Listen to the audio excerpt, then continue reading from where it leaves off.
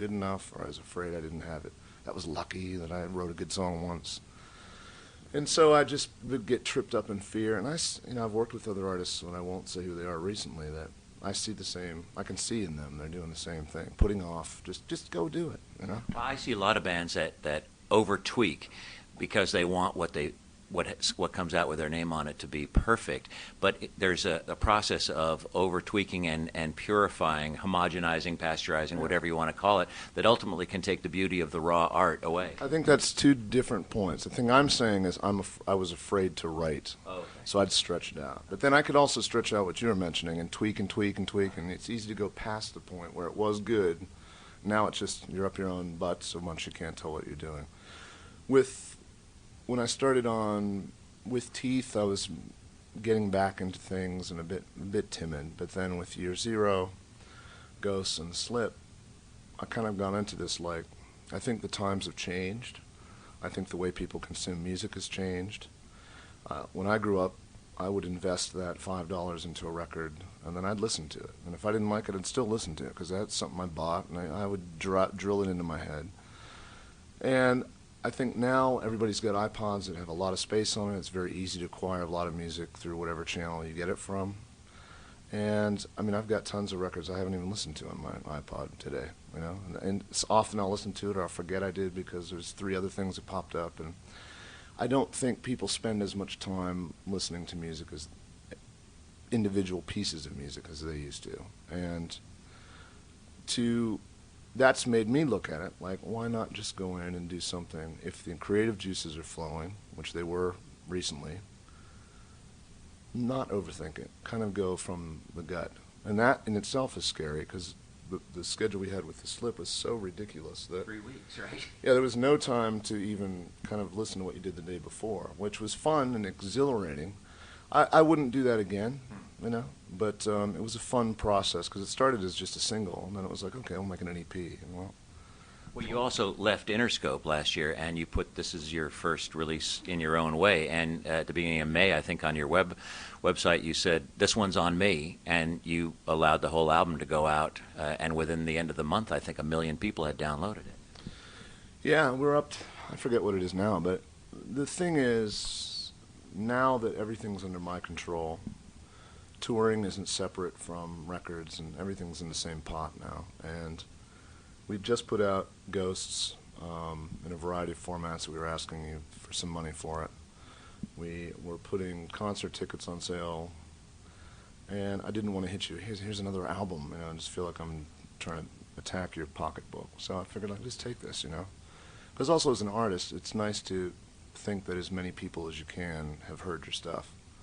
And that eliminates another excuse of not listening to it. It's free, try it out, you know, throw it out, give it to your friends, whatever. It's a fascinating process. Do you have another question at this point? Actually, yeah. What you were saying on your iPod. Who's your favorite?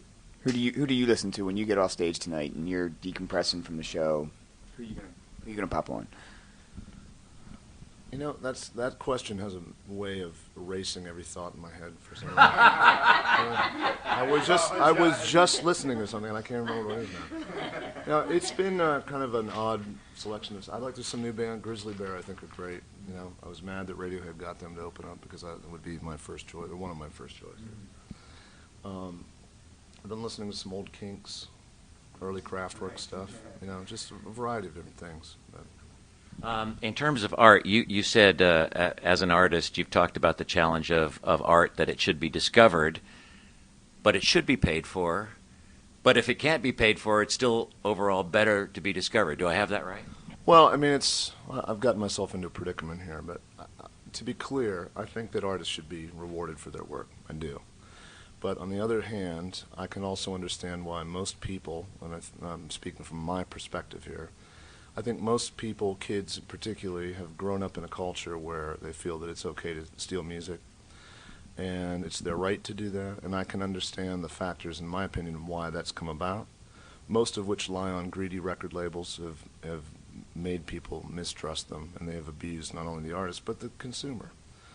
And I think if there was some magic way that, whether it could be a couple of dollars on your ISP bill every month and you can download all the music you want, or something that which will never happen, by the way. But if there's some way that as you, the consumer, can feel good about you're supporting the artist can divvy it up somehow.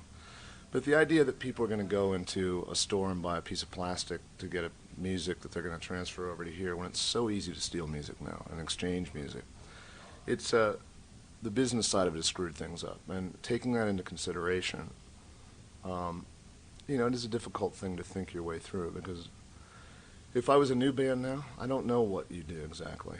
I can offer you advice from my era, which would be don't sign any kind of deal with a record label. I think that from my experience and from everybody I know's experience, there are good people at record labels, but record labels' entire foundation and business model is meant to rip off the artist, and that's just the way it is. There's none that don't do that. That's just the way that it is. And then with this whole business in turmoil right now, I would hope that whatever the next model that comes up, because we're in between business models right now, I would hope that it's fairer to the person making the art.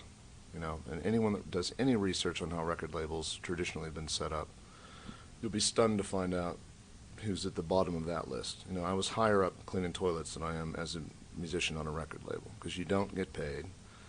The business is about lying and cheating, and I'm glad to see it die off. I'd suggest to the new artist, if you believe in yourself and you have something that you feel, let me on a tirade here 1 second. If you're the kind of artist that wants to be famous and popular and on MTV or whatever the equivalent is, get into business with a record label, because that's who's going to get you there. If you're an artist that wants to change the world and has something to say that's unique and original and doesn't sound like everybody else, and you believe in what you have to say, forge your own path, and I do believe that in the end, true art can make it out of its crevice. Think about the people that you want to appeal to, try to get it out to them, believe in yourself, keep trying, don't sign your life away. But the business side of things will screw you up and rip you off, and it's not concrete advice, but that's what I suggest. Last thing I would ask you is, why should people vote? I don't know if you've been watching the conventions, but powerful speech by Obama last night. I missed the speech last night, but I have been watching this pretty closely, and I think that as discouraged as I was in the last election, when I felt like there's no greater reason, we're definitely going to realize we made a mistake with George Bush. We have to get him out of here. And then to see that whole thing stolen by what happened, and the swift voting, and the religious right, and everything else, and the gay marriage terrifying scare, they had all the tricks. It really felt to me at that time like I'm ready to give up. Your vote doesn't count. Its system's broken, But to see someone like Obama, and this is just my opinion, who I got a chance to see speak in person and talk to a couple times, and went to his campaign headquarters. A friend of mine works for him. It feels grassroots, and it feels organic, and it feels like a real human being. And I could be wrong, but I think that I would encourage everybody that can vote. And I'm not saying vote for Obama, but vote and get out and give it a chance. Because there is no alternative at the moment that makes sense. And I'd love to see, it feels exciting to me that we might be at the verge of being able to put on a new face to the rest of the world. That's not quite so embarrassing, I have to go on tour, and see foreign audiences with, yeah, we elected that lunatic again. Sorry, guys. You can always say, I didn't vote for him. Did you have a final question? Because he's got I just had one quick question. Do you get road rage when you drive? Yeah, when you drive. He was wondering you if seem you... like a pretty laid-back guy sitting here talking to you. So it's like I live in L.A. now, and my new thing, and this is going to ruin my reputation, but I attack with courtesy now. Let the person go. The guy squaring at you, blow a kiss at him, wink. Thank you. All right, they're calling us. Thank you so much, Trent, for speaking with us on WMMR. Thanks for having me. Thanks. Pleasure. Welcome back to Philly.